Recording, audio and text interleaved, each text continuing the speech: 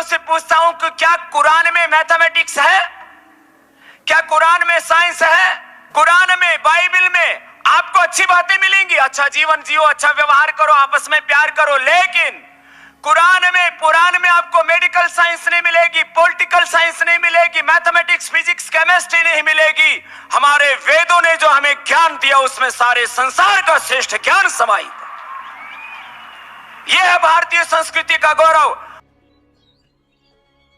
अस्सलाम वालेकुम दोस्तों, बाबा रामदेव जो कि एक बहुत ही कट्टर सनातनी है, उसने सारे मुसलमानों को चैलेंज करते हुए कहा कि कोई इस्लामिक धर्म गुरु हमें दिखा दे कि कुरान में साइंस है। हमारे गीताओं में, वेदों में साइंस भरा पड़ा हुआ है, लेकिन कुरान में एक भी साइंस नहीं है। ये बाबा रामदेव का कहना है। तो चलिए दोस्तों, देखते हैं डॉक्टर जाकिर नाइक का एक बयान है कुरान और साइंस पर।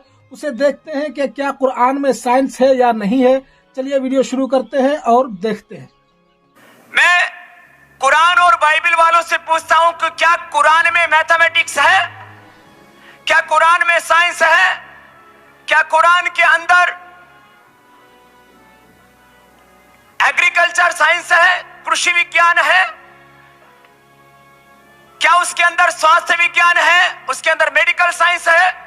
कुरान में, बाइबल में आपको अच्छी बातें मिलेंगी, अच्छा जीवन जियो, अच्छा व्यवहार करो, आपस में प्यार करो, लेकिन कुरान में, पुराण में आपको मेडिकल साइंस नहीं मिलेगी, पॉलिटिकल साइंस नहीं मिलेगी, मैथमेटिक्स, फिजिक्स, केमिस्ट्री नहीं मिलेगी। हमारे वेदों ने जो हमें ज्ञान दिया उसमें सारे संसार का श्रेष्ठ ज्ञान समाहित है। यह है भारतीय संस्कृति का गौरव। एक मशहूर साइंसदान, फिजिसिस्ट और नोबेल प्राइज विनर जिसका नाम एल्बर्ट आइंस्टाइन था, उसने कहा, science without religion is lame and religion without science is blind. Science मजहब के बिना लंगड़ी है और मजहब साइंस के बिना अंधा है। मैं फिर से दोहराऊंगा, एल्बर्ट आइंस्टाइन जो फेमस फिजिसिस्ट था और नोबेल प्राइज विनर, उसने कहा कि साइंस मजहब के बिना लंगड़ी है और मजहब साइंस के बिना अंधा है। मैं आपको याद दिलाना चाहता हूं कि कुरान मजीद साइंस की किताब नहीं है, SCIENCE, लेकिन है साइंस की किताब, SIGNS। यह है निशानियों की किताब, आयतों की किताब। और कुरान मजीद में 6000 से ज्यादा निशानियां हैं, 6000 से ज्यादा आयतें हैं। इनमें से 1000 से ज्यादा अल्हम्दुलिल्लाह साइंस के बारे में जिक्र करती है।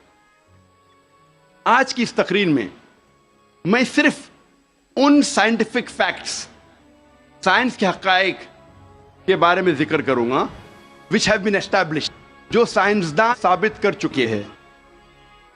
Scientific hypothesis, scientific theories, scientific नजरिया, इनके बारे में जिक्र नहीं करूंगा क्योंकि हम जानते हैं कि many a time scientific hypothesis, theories take you turns. ये साइंस के नजरिए जो हैं कई बार वो अपने नजरिए से पलट जाते हैं। इसीलिए इस तकरीर में सिर्फ मैं साइंटिफिक फैक्ट्स के बारे में जिक्र करूंगा, साइंस के हकायक के बारे में। सबसे पहले हम तस्करा करेंगे एस्ट्रोनॉमी के बारे में, फल्कियात के बारे में। 35 से 40 साल पहले कुछ साइंसदान ने तहकीक की एक मौजू पे, तख्लीक कायनात, मतलब क्रिएशन ऑफ द यूनिवर्स। और इन साइंसदान ने कहा कि हमारी कायनात सबसे पहले एक प्राइमरी नेबुला था, बुनियादी गोला, इब्तिदाई गोला। उसके बाद there was a secondary separation, दूसरी जुदाई, दूसरी अलैदगी, और एक बड़ा धमाका होता है बिग बैंग। उसके बाद वजूद में आया गैलेक्सीज, कहकशाएं, सितारे, सैयारे, चांद, सूरज और ये जमीन जिसमें हम रहते हैं। इसे साइंसदान ने कहा बिग बैंग, बड़ा धमाका। یہ جو سائنسدان نے تقریباً 40 سال پہلے ڈھونڈا کس طریقے سے کائنات وجود میں آئیں، تخلیق کائنات، قرآن مجید میں اس کا ذکر 1400 سال پہلے ہے۔ اور میں نے اس تقریر کے شروع میں ایک آیت کی تلاوت کی، سورہ انبیاء کی، سورہ نمبر 21 آیت نمبر 30، جہاں اللہ سبحانہ تعالیٰ فرماتے اولم یر الذین کفروا، کیا انکار کرنے والے یہ نہیں جانتے ان السماوات والارض کانتا رتقا ففتقناہما، کہ زمین اور آسمان ایک تھے، جڑے ہوئے تھے، اور ہم نے انہیں جدا کیا۔ یہ جو تخلیق کائنات، creation of the universe, big bang, بڑا دھماکہ، جو سائنسداں کو 40 سال پہلے پتا چلا، قرآن مجید میں اس کا ذکر ہے 1400 سال پہلے۔ قرآن مجید میں اللہ سبحانہ تعالیٰ فرماتے ہیں سورہ فصلت میں، سورہ نمبر 41 آیت نمبر 11 اور 12 میں، کہ اللہ سبحانہ و تعالیٰ نے آسمان کی طرف دیکھ کے کہا جب وہ دھواں تھا کہ آسمان اور زمین ایک ساتھ آ جاؤ، ولنگلی اور انولنگلی، اپنے مرضی سے یا اپنے مرضی کے بنا، اور ان نے کہا کہ ہم اپنے مرضی سے ایک ساتھ آ جاتے ہیں۔ قرآن مجید میں لکھا ہے کہ آسمان سب سے پہلے دھواں تھا، عربی لفظ ہے دخان، اور آج کے سائنسداں یہ کہتے ہیں کہ کائنات بننے کے پہلے یہ آسمان دھواں تھا، انگلش میں کہتے ہیں گیس، لیکن عربی میں دخان کے معنی ہے اسموک۔ کچھ مفسرین نے ترجمہ کیا مسٹ، دھند، جو میرے حساب سے صحیح ترجمہ نہیں، کیونکہ دھند ہوتا ہے ٹھنڈا اور دھواں ہوتا ہے گرم۔ دھماکے کے بعد ہم اکثر دیکھتے ہیں گرم دھواں، دھند نہیں دیکھتے۔ تو قرآن مجید میں لکھا ہے کہ آسمان تھا دھواں، اور آج سائنس یہ کہتی ہے کہ اسموک گیس سے اور بہترین لفظ ہے۔ جو قرآن مجید میں دخان لکھا ہے وہ گیس سے اور بہترین ہے، اور scientifically smoke is a better word than gas. آپ سوچ سکتے قرآن مجید میں اس کا ذکر ہے 1400 سال پہلے۔ انسان پہلے سمجھتے تھے کہ زمین سپاٹ ہے، چپٹی ہے۔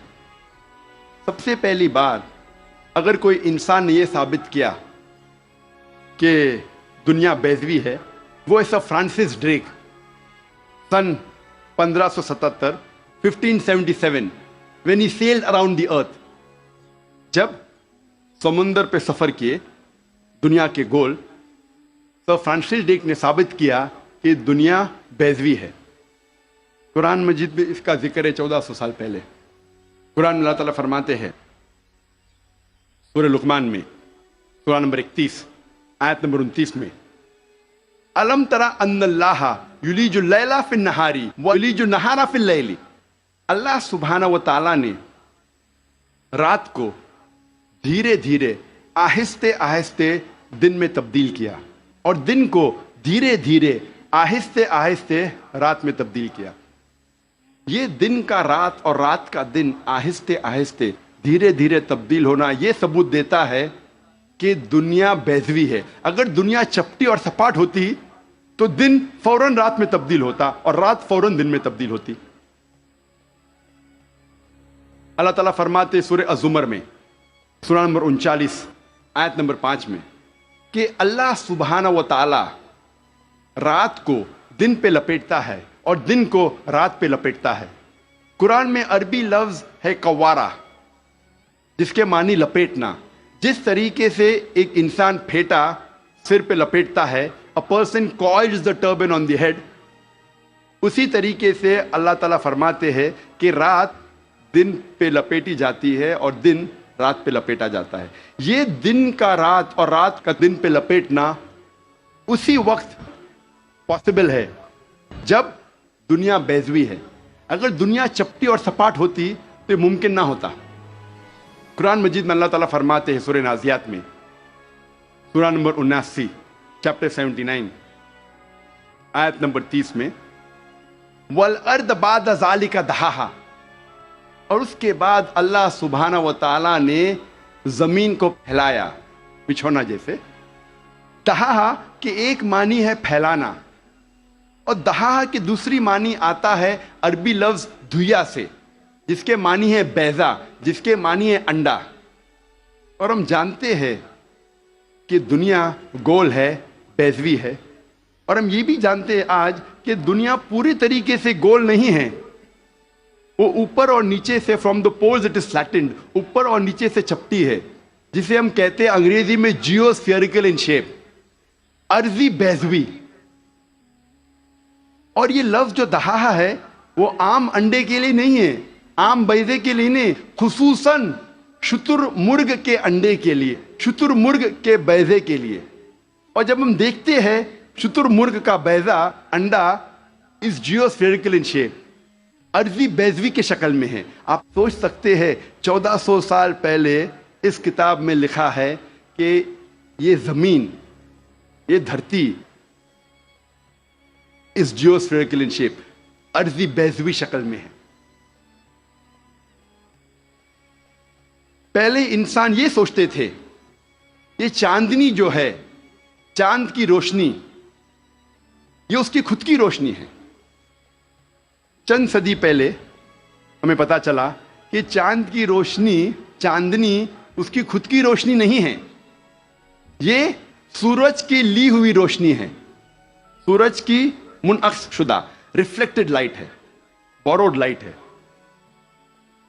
قرآن مجید میں اللہ سبحانہ وتعالیٰ فرماتے ہیں سورہ فرقان میں، سورہ نمبر 25 آیت نمبر 61 میں، اللہ سبحانہ وتعالیٰ نے آسمان میں برج رکھے، تاروں کے جھنڈ، اور اس میں رکھا سورج جس کے پاس خود کی روشنی ہے، سلگتا ہوا چراغ، اور رکھا چاند جس کی لی ہوئی روشنی ہے. قرآن میں سورج عربی میں کہا گیا ہے شمس، اور اس کی روشنی کو کہا گیا ہے سراج، وہاج اور دیا، جس کے معنی ہے سلگتا ہوا چراغ یا مشال یا دیا. تینوں کے معنی ہیں کہ سورج کی روشنی خود کی ہے. اور چاند کو کہا گیا ہے قرآن مجید میں قمر، اور چاندنی کو کہا گیا ہے منیر یا نور. منیر مینز بوروڈ لائٹ، لی ہوئی روشنی، یا نور میننگ ریفلیکٹڈ لائٹ، منعکس شدہ روشنی، ریفلیکٹڈ لائٹ. آپ سوچ سکتے قرآن مجید 1400 سال پہلے کہتا ہے کہ یہ چاندنی خود کی روشنی نہیں ہے، چاند کی لی ہوئی روشنی ہے. اور اس کا ذکر سورہ فرقان سورہ نمبر 25 آیت نمبر 61 کے علاوہ سورہ یونس میں سورہ نمبر 10 آیت نمبر 5 میں، اور سورہ نوح میں سورہ نمبر 71 71 آیت نمبر 15 اور 16 میں. وآخر دعوانا الحمدللہ رب العالمین. تو دوستو، جیسا کہ آپ نے دیکھا کہ ڈاکٹر ذاکر نائک نے اس چیز کو کس طرح سے ایکسپلین کیا کہ سائنس تو کچھ ہی دن پہلے آیا ہے، قرآن میں 1400 سال پہلے ہی لکھ دیا گیا ہے. سائنسی بہت سی باتیں، سائنس کی بہت سی قانون کو لکھ دیا گیا ہے، پہلے ہی 1400 سال پہلے ہی لکھ دیا گیا ہے. تو دوستو، اس چیز سے پتا چلتا ہے کہ اس قرآن میں بھی سائنس ہے. سائنس پر ڈاکٹر ذاکر نائک کا 2 سے 3 گھنٹے کا بیان ہے، جس کا لنک میں ویڈیو کے ڈسکرپشن میں دے دوں گا، اسے آپ دیکھ سکتے ہیں. السلام علیکم ورحمۃ اللہ.